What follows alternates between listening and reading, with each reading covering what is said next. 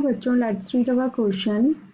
Furrowing or cleavage do not occur during cell division in a plant cell since जो फरोइंग और cleavage नहीं होता है सेल डिवीजन के टाइम पर प्लांट सेल में, तो ऐसा किसकी वजह से होता है?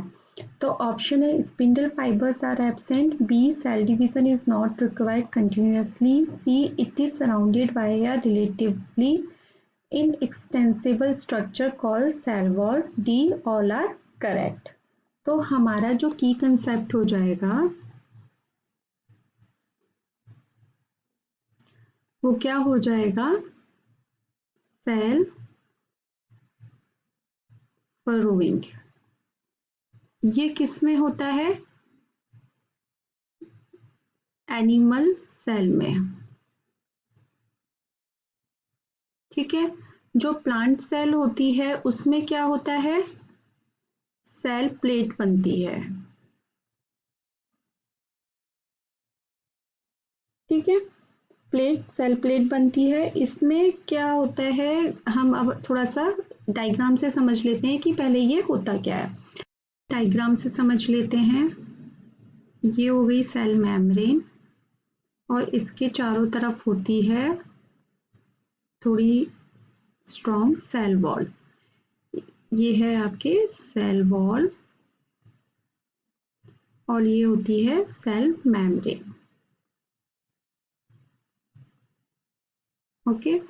इसके अंदर ये न्यूक्लियस हो गए, इसमें क्रोमोसोम है और इसमें वेसिकल्स होती हैं.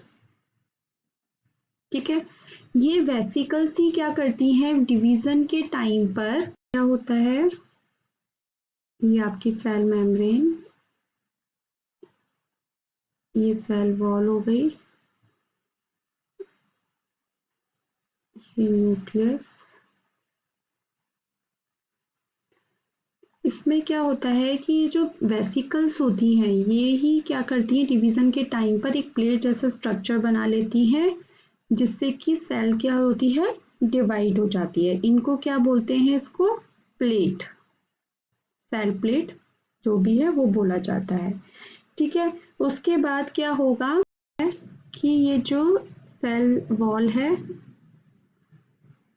और इसमें दो सेल अलग सेपरेट हो जाएंगे उस वेसिकल के थ्रू ही. ठीक है.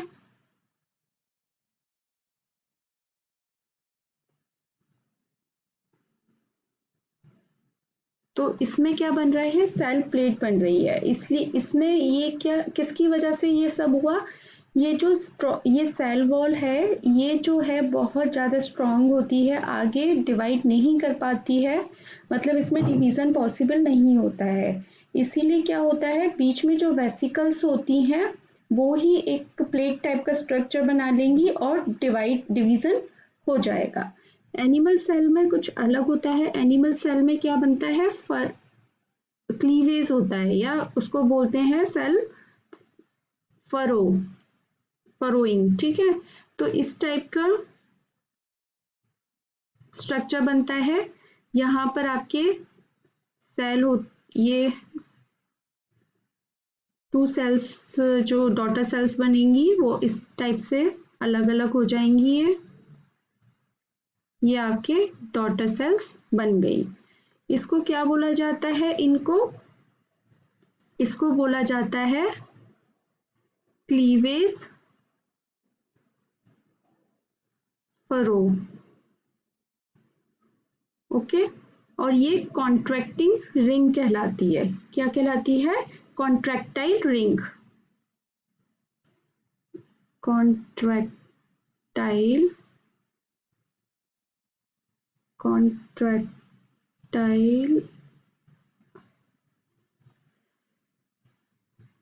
रिंग.